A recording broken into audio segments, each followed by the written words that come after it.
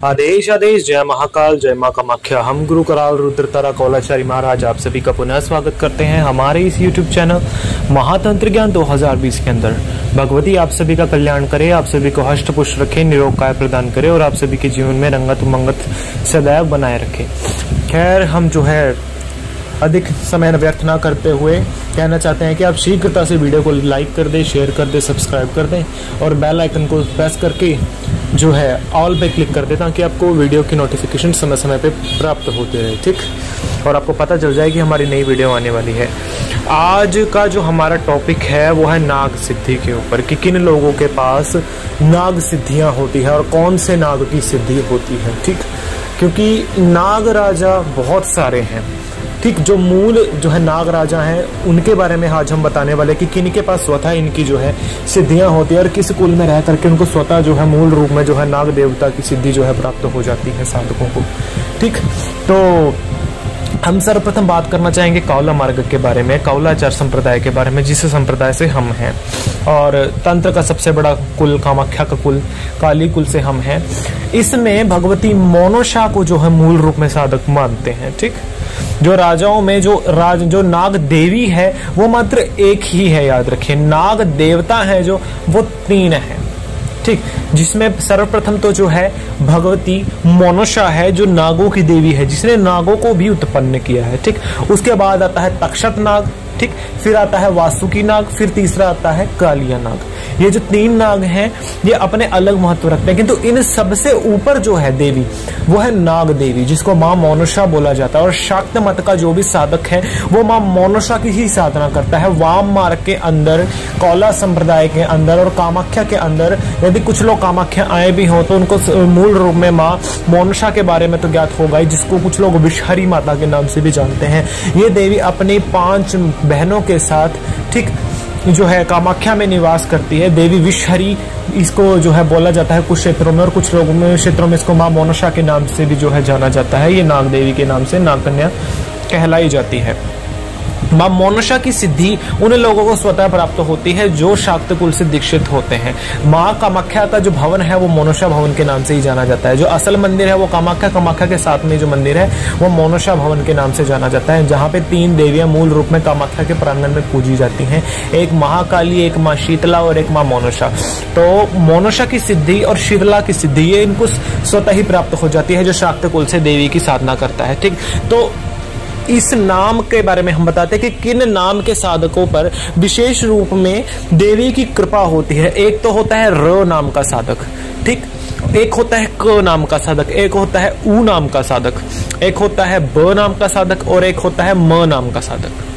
ये वो ना इस अक्षर से अगर आपका नाम आरंभ होता है और आप शाक्त कुल से दीक्षित हैं तो बशर्ते आपको बिना किसी भी जो है समस्या के आपको भगवती मोनोशा की सिद्धि जो है करने के आप अधिकारी हैं। भगवती की कृपा आपके ऊपर बनती चली जाएगी। और यदि आपका किसी ने बुरा सोचने का प्रयत्न भी किया तो भगवती मोनोशा के जो है पाप का या मनशा के जो है कोक का भागी उसको बनना पड़ेगा, ठीक। तो ये जो नाम है ये शाक्त मत के साधक इस्तेमाल करते हैं। अब बात करते हैं अघोर कुल के ऊपर कि अघोर कुल के लोग किस पे करते हैं साधना। वह मूल रूप में अघोर कुल जो है वो शिव का मार्ग है, शैव कुल है।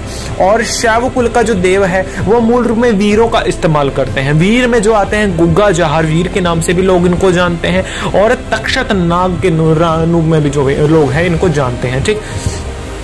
तक्षक नाग जो होते हैं वो इसी को जो है मानते हैं मूल रूप में जो अघोर होते हैं, क्योंकि और अघोर में जिनका नाम जो है अ नाम से आरंभ हो जिनका, ठीक, और जिसका नाम जो है अघोर कुल के अंदर श नाम से आरंभ हो जिनका, और जिनका जो है ल नाम से जिनका आरंभ हो, इनके ऊपर अघोर कुल के अंदर इन देवता की जो है कृपा मूल रूप में होती है तक्षक नाग की, ठीक, जिसको जो है गुग्गा जहार वीर बोलते हैं। अगर ये साधना आरंभ करते हैं तो बहुत जल्दी बहुत शीघ्रता से इनको सफलता प्राप्त हो जाती है। अब तीसरे कुल पे हम आते हैं जिसको जो है पगलू संप्रदाय भी आप बोलते हैं, उदासीन संप्रदाय भी आप बोल सकते हैं, ठीक। ये जो आराधना करते हैं ये करते हैं शिव के स्वरूप में, ठीक। ये उदासीन संप्रदाय है, उनका जो है मूल जो है वासुकी नाग।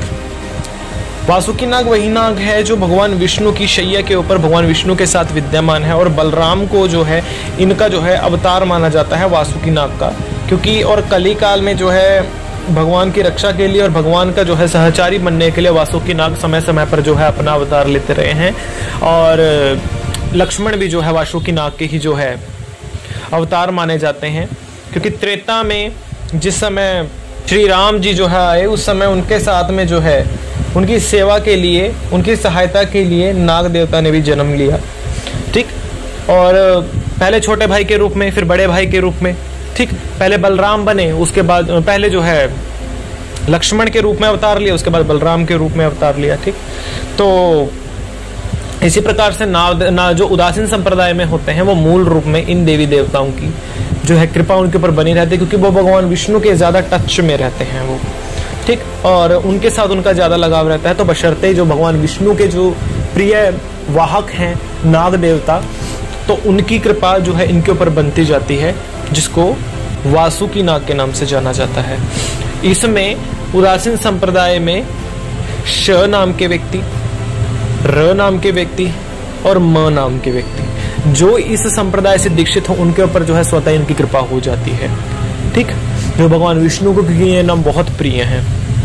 ठीक, उसके बाद आते हैं दक्षिणा मार्ग के ऊपर। दक्षिणा मार्ग में आता है कालिया नाग, वही नाग जिसको श्री कृष्ण ने अपने जो है पांव के नीचे जो है दबा करके उसको जो है मोक्ष प्रदान किया था। ठीक, तो जो कालिया नाग होते हैं वो राधा रमण को जो लोग मानते हैं ना, जो कृष्ण वदनाह के रूप में, वैसे भी देवी के ध्यान में बोला जाता है नमामि कृष्ण रूपिणी कृष्णायष्टि धारणम समग्रम तत्व सागरम बपारम सागर ग्रहरम तो मे का परम ब्रह्म शक्ति तो मे का परम ब्रह्म रूपेण सिद्धा, बोला जाता है ना भगवती के ध्यान में ये बात कि नमामि कृष्ण रूपिणी की नमस्कार है कृष्ण स्वरूप वाली। अर्थात जो कालिका की पूजा कृष्ण वदना के रूप में करते हैं, या श्याम काली के रूप में जो है पूजा करते हैं, या फिर जो है भगवती के जो है कृष्ण काली के रूप में पूजा करते हैं, कृष्ण वदनाहा के रूप में पूजा करते हैं दक्षिणा मार्ग से, उनके ऊपर जो है कालिया नाग की कृपा होती चली जाती है, क्योंकि ये भी नागों का राजा है, नागराज है।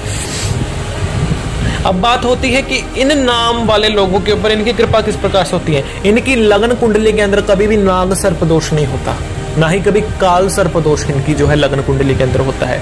दूसरी चीज, जिनके पास इनकी सिद्धि जागृति होती है ना, वो इनके नाम के द्वारा इनका प्रसाद चढ़वा करके ना, यदि किसी जो है नाग जिसको काट गया हो, यदि उसको जो है उसके जहर को उतारने के लिए मंत्र का प्रयोग कर सकते हैं, बशर्ते यदि ना भी हो ना मंत्र इनके पास, तो वो भी नहीं है, उसको चूस करके बाहर निकालते हैं, इनके शरीर के ऊपर कोई प्रभाव नहीं पड़ता। जिनके ऊपर ये नाम का जो है लोग होते हैं और संबंधित, इससे संबंधित तंत्रकुल से जो दीक्षित होते हैं, जिनका संबंधित तंत्रकुल रहता है। तीसरी चीज, उनके घर में कोई भी व्यक्ति जो है अकारण जो है नाग मृत्यु को प्राप्त नहीं होता। अर्थात अगर किसी को नाग ने डस भी लिया तो वो उसकी कभी मृत्यु नहीं होगी इनके परिवार में कभी, जिस कुल का व्यक्ति इससे संबंधित क्षेत्र से या इस तंत्रकुल से दीक्षित होगा।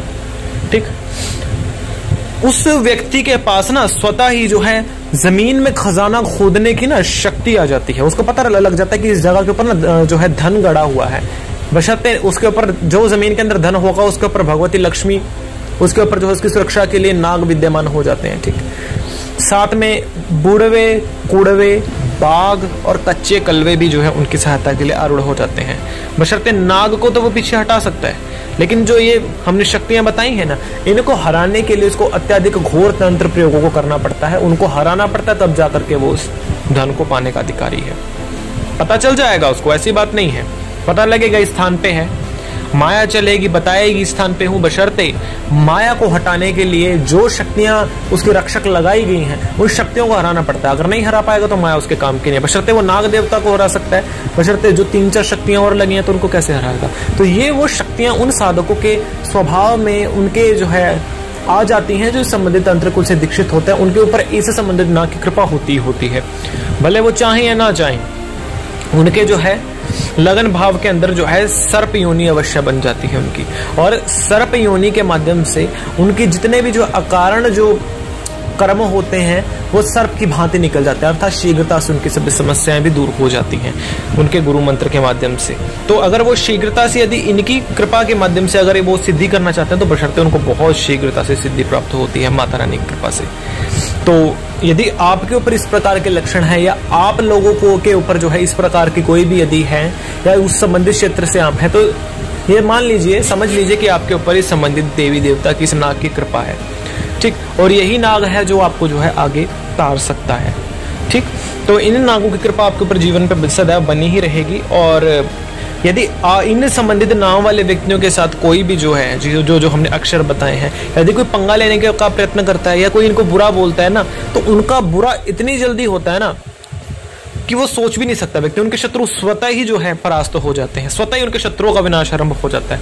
तो वो देख के हंसता है उनके शत्रुओं को, फिर समझे। नाग सिद्धि है वो करने के लिए संबंधित साधक जो है पेड ग्रुप में जो है ज्वाइन हो सकते हैं, इसके संबंधित फीस को पे करके। और जो है जितना जल्दी हो सके हमें जो है व्हाट्सएप पे जो है मैसेज करें आप, कृपया करके हमें जो है कॉल ना करें, क्योंकि हमने जो है लोग हमें जो है अधिक परेशान कर रहे थे, जिसके बशर्ते हमने जो है इनकमिंग बंद कर दी है। दूसरी बात, लोग हमें प्रश्न करते हैं कि गुरुजी आप पैसे क्यों लेते हैं। जो साधक जो लोग होते हैं वो पैसा तो लेते नहीं है, हम इसके बारे में भी आज खंडन कर देते हैं। देखिए, अगर ना किसी व्यक्ति के पास अगर हुनर है ना, आप मानते हैं कि अगर आपके पास सिद्धियां हैं तो आपको किसी से मांगने की क्या आवश्यकता है। हाँ, बशर्ते सही बात है, हमें मांगने की कोई आवश्यकता नहीं, क्योंकि हमारा कर्म तो वो कर ही रही है सिद्धियां। ठीक, हमें तो बैठ के खिला ही रही हैं वो सिद्धियां। बशर्ते अब एक आसान भाषा में आपको आपकी भाषा में समझाते हैं। अब एक डॉक्टर है, वो किसी दूसरे डॉक्टर के पास तो जाएगा नहीं ना अपना इलाज करवाने के लिए, उसको पता है कि मेरा क्या इलाज है, वो अपना इलाज खुद कर सकता है, तो उसका बच गया ना सब कुछ। अगर कोई और उसके पास अपना इलाज करवाने के लिए आ रहा है, तो जो दवा दारू लगेगी वो डॉक्टर कहां से देगा, ये बताइए जरा। डॉक्टर तो अपना कर सकता है, दूसरे का कैसे कर सकता है बताइए जरा। दूसरे का जो दवा दारू वो दूसरा अगर व्यक्ति खाएगा तभी हो पाएगा ना, तो वही सिद्धि है, वो उसकी सिद्धियां उसका तो काम कर ही रही हैं, सब कुछ कर रही हैं उसके लिए। तो बशर्ते आपको अगर उसकी सिद्धियों से अपना काम सिद्धा करवाना है ना, तो आपको तो उसके एवज में सिद्धियों को देना पड़ेगा। सिद्धियां उस साधक की गुलाम है, आपके बाप की गुलाम नहीं है, याद रखिए, समझे। आप किसी साधु को ना आप 4 दिन खाना नहीं खिला सकते हैं। आप लोग बात करते हैं कि संबंधित साधु को हम जो है नहीं देना चाहिए, वो साधु क्या करे, उसको भी तो खाना खाना है ना। तो यही चीज है, अगर आप दक्षिणा देंगे तभी उसका जो है काम बन पाएगा। तो ये चीज नहीं है जीवन के अंदर। जय मां कामाख्या। लेकिन समय में पता है क्या होता था, लोग ना पहले ही साधुओं की सेवा किया करते थे, उनके लिए भोजन जल पानी इत्यादि का प्रबंध कर दिया करते थे, तो साधुओं को भी उनसे कुछ मांगने की आवश्यकता नहीं पड़ती थी। बशर्ते जो चीजें उनकी होती थी, उनकी प्रॉब्लम का सोल्यूशन वो अपने आप कर देते थे। आज के समय में आप जो है यदि 4 दिन किसी साधु को खाना खिलाना पड़ जाए ना, आपकी औकात सामने आ जाएगी, समझे। तो यही है कि आप साधु संतों की आप लोग सेवा नहीं कर सकते, तो साधु संत क्या करे ये बताइए जरा। ठीक, सिद्धियां उसके पास हैं, ये बात नहीं है, दोहराई इसमें संदेह नहीं है, उसका काम भी कर रही है। बशर्ते अगर आपको उस सिद्धियों का फायदा चाहिए तो बशर्ते आपको तो अपने लिए करना पड़ेगा ना। साधु तो अपने लिए कर रहा है, वो अपने लिए जो कर रहा है वो ठीक है। बशर्ते आप साधु संतों की सेवा कर रहे हैं तो भगवती आपको जो है बहुत देगी, आपकी हर मनोकामना अपने आप पूर्ण हो जाएगी, मांगने की भी उसके दर पे आवश्यकता नहीं है। बशर्ते अगर आप मन में मैल लेके जाएंगे तो साधु भी क्या करेगा। ठीक, यही है ना, मन में भाव अच्छा रखिए तो सिद्धियां भी आपका काम करेंगी। अगर आपको कार्य करवाना है तो सिद्धियों को भेंट आपको देनी पड़ेगी, जो फ्री नहीं आती है। ठीक, उसका जो चार्ज लगेगा। जय मां कामाख्या। आदेश।